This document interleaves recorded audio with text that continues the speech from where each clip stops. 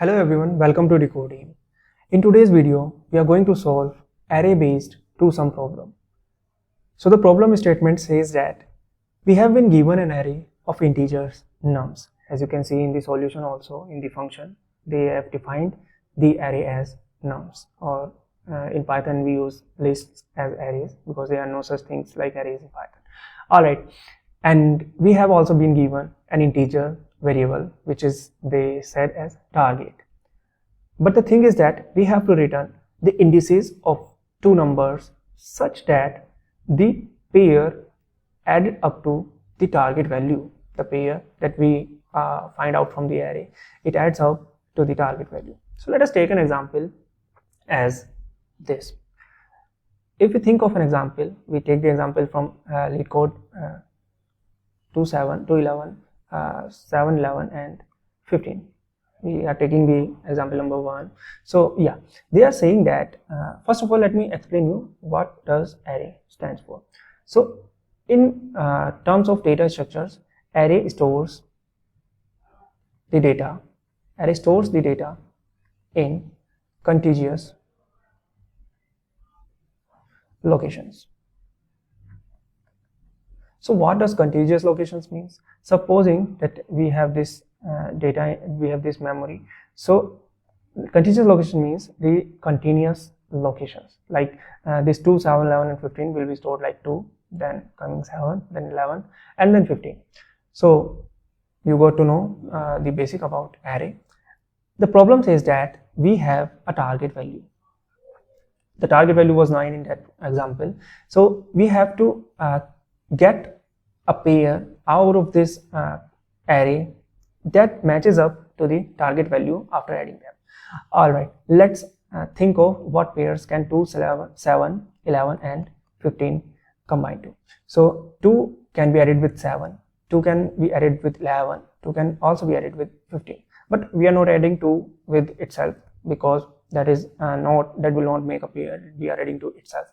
Alright, so 2, 7, 11 and 15. 2 is added with 7, but it is giving us 9. Already it has given us the target. So we already know what can be the answer pair. Alright, 2 can also be added with 11. It is giving us as 13. 2 is added with 15 and it gives us 17. But are these only pairs that can come from this? No, because 7 also can be added with 11. It can give us 18. Now 11 can also be added with this 7 can also be added with 15, which is 22, and this 11 can also added with 15, which is 26, I think. Alright, so the thing is that in these terms, if you think about what pair can actually give us the answer, so there is only single pair that is giving us answer, which is 2, 7, and in such problems we always get an individual pair that will give us answer because the problem limits us to that only. Alright, so what solution we can think of? So the very brute force thing that comes into our mind is that we can think of iterating. And this is the most fundamental thing in data structures and algorithms to master the thing, because the brute force method, once you understand the brute force method, you can definitely go towards more advanced method that enhances the time complexity and space complexity. So dear students, we are first in this video we will be focusing in iterations. Then in the next videos I will be introducing hash maps and how to optimize this problem. Alright, so let us think of brute force. What can be the brute force solution in this case? So if you think of the brute force, we are iterating 2, 7, 11 and 15. We are pivoting something here, and with this pivot something like the index, with this index we are adding this index value with all other indices value, So what I am saying is that let us use 2 pointer here. I know these terms might seem a little off to you, that you might not know them, but definitely you will get to understand each and everything in this video. So these 2 pointer, what does this pointer say? This pointer say that anything which points to a location. Simple as that. Anything which points to a location is termed as a pointer in general sense. I am again emphasizing this, a pointer in general sense, anything which points to a location. But what does this 2 pointer means? We have 2 pointers, so let us say we have this as j. Now I am bringing you to the solution. 2, let us fix it for the first time so that we can get all the iterations of it. 2 can be added with this value, that is j, which is the index in Python. Also index starts from 0 and then 1 and 2 and 3. We have the addresses of this. 2 is here at 0th location, 7 is at 1st location, 11 is at 2nd location, and 15 is at 3rd location. So yeah, j is 1 location ahead from this, because we cannot add, we do not want to add 2 with 2 itself. All right, so 2 added with 7, which is, I'm saying that I is I was at 0th location. 0th location is being added with array's first location to get the possible match if it matches up to the target value. So yeah, it definitely matches up to the target value, but the answer does not, it is not necessary that answer always comes in the first iteration. Sometimes the answer may go up to the last iteration as well, because we are using the brute force method. So we have to think of what is the main essence of this problem. We have to think of all possible pairs. We have to think of all possible pairs, and out of them, one individual pair will be giving us the target value. So now let us come towards the code, and then I will explain you why we are doing this. So in the problem, we had defined function as toSum. Let me say it toSum. We had defined the function as toSum, and this was having the array and the target value. So we use the for loop. Why we are using the for loop here? We are using for loop because in this array we already have the fixed endpoint. Like suppose that if you have the number of iterations, how many iterations you have to make, then you always use the for loops, because if you are using when and while or do while loop, then that means that you do not know the ending. You do not know the fixed iterations. So we already know the fixed iteration. How do we know that? We calculate it. How do we calculate it? We calculate it, let us say a variable n. We calculate the length of nums. By calculating length of nums, we actually say that we are getting the number of iterations. To what length we have to iterate the for loop? To what length we have to iterate the for loop? And supposing that if in another problem we get a little longer example, then again to what length we are iterating the for loop will be able to give us the fixed position as well. Now we have to iterate. We have to iterate over n. Actually we got this value to use it in for loop. Now we have to create an index I in range. I'm using Python here. I in range of n. Now what does this for loop says? This for loop says that you have to iterate till n, means till very last. You have to iterate over the whole array and see. But we again have to create one more for loop here. Why? Let me first create, then I will explain. For j in range, because we are using the 2-pointer approach here. For j in range, but j always is one step ahead from this, I plus j. All right, so I plus 1, which is one step ahead from that. So I plus 1 to nth location. Nth location means the very last location. Now till here, let me explain what I have done. If you see this 2, 7, 11 and 15, this 2, 7, 11 and 15, then you will come to know that I was initially here. I was at the 0th location. But 2 can add up with 7, 2 can add up with 11, 2 can also add up with 15. So we have to iterate j continuously. We have to iterate j and check for the matches. How do we check for the matches? Simple. We have to check if my array at ith location, if my value of ith location and added with value that is at jth location, does it matches to the target? Does it matches to the target? And if it matches, then I return that particular index. I return that particular index. Simple as that. This is the solution we will be creating in brute force approach. But let me explain what we have done here and what we have done here. So in this way, this I plus j had the location 0, 1, then 2, then 3.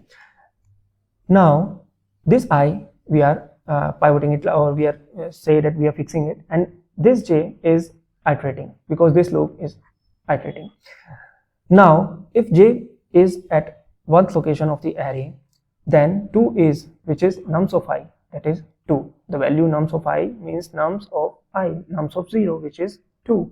So 2 plus nums of j. Nums of j was initially at 1st location, which is 7. The value was 7. Now 2 plus 7, is it matching the target? Target was 9. We had been given that target was 9. So yeah, is it matching with the target? 9. Definitely it is matching up with the target. So we return the indices. We return the indices, which is I, which is 0, comma, which is j was at 1st location, and we got the answer. Voila. But suppose that we do not have 7 here, we have 11 here, and we got 7 here.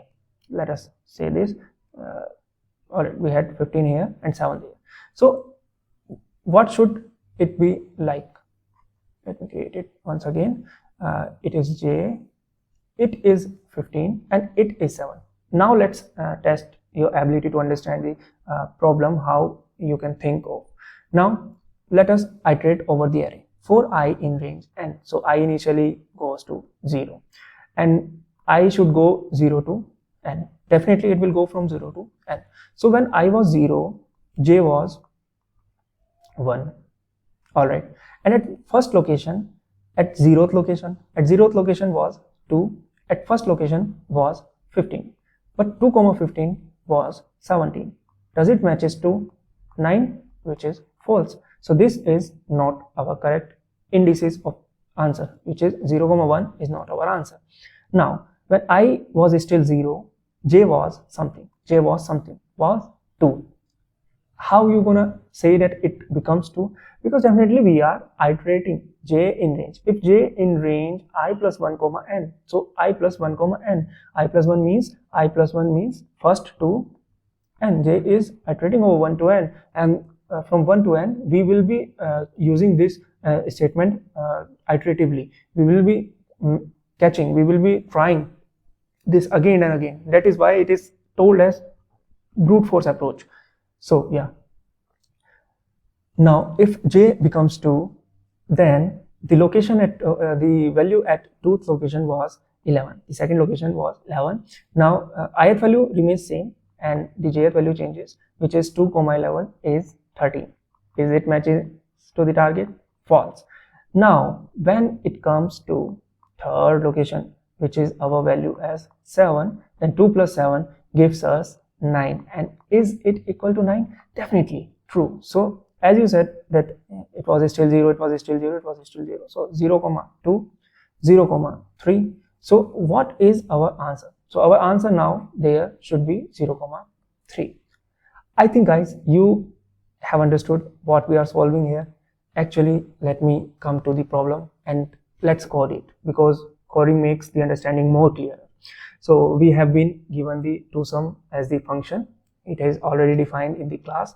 Alright, so what we had done, we had used a variable, and that was used for calculating the array length. Alright, and we were creating a for loop for I in range of n, and it goes from I to n. Okay, Python does not need these parentheses. Alright, so yeah, n, and for j in range to how much? I plus 1, let me to n. So now you already know why we are doing I plus 1, because we cannot add, we should not add 2 plus 2. We should not make a pair of 2 plus 2, because that is not something that we do in this type of problem. Alright, we are giving the statement if nums of I plus nums of j, does it matches to the target value? If it matches to the target value, then definitely return that particular target, I comma j, I comma j. And nothing, if nothing happens, means that if nothing matches to this iteration, if the iteration, all iteration completes, but we do not get our pair, then what do we return? So if you think of in terms of this, supposing that there is no 7 here, there is no 7 here, suppose there is 6 here. So whatever iteration you make, you will never get 9. You will never get 9 in this array. Whatever iteration you make, whatever pair you make, for those pair, adding up those pair values, you will never get 9. So then you will be returning an empty array. You will be returning an empty array, definitely. So let us test the problem, and if we check, are we matching the solution? We are getting something here. What we are getting? Invalid syntax. All right, invalid syntax for I in range of n. I think, should we do this like this?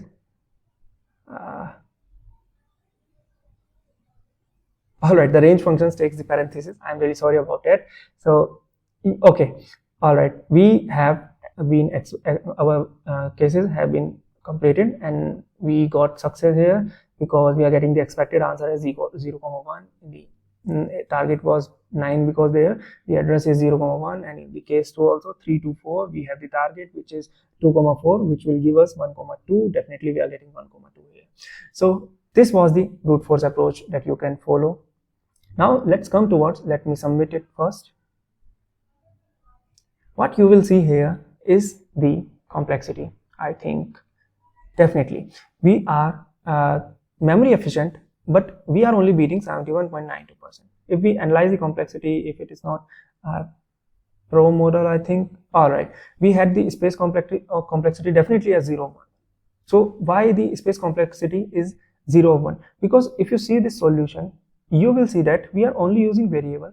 We are never using any memory taking tasks here. Like we are not using another array, or we are not using recursion here that adds up to the stack memory. So this is very memory efficient, but this is time complex, and this is not the most efficient solution that we can think of into some problem.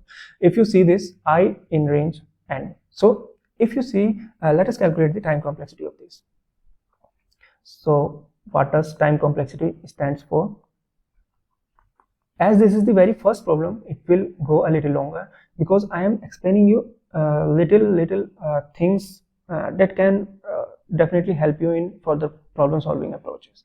All right, so what does time complexity stands for? Time complexity says what time, in simple and general way, what time your code takes, your code execution, actually your code execution takes at all.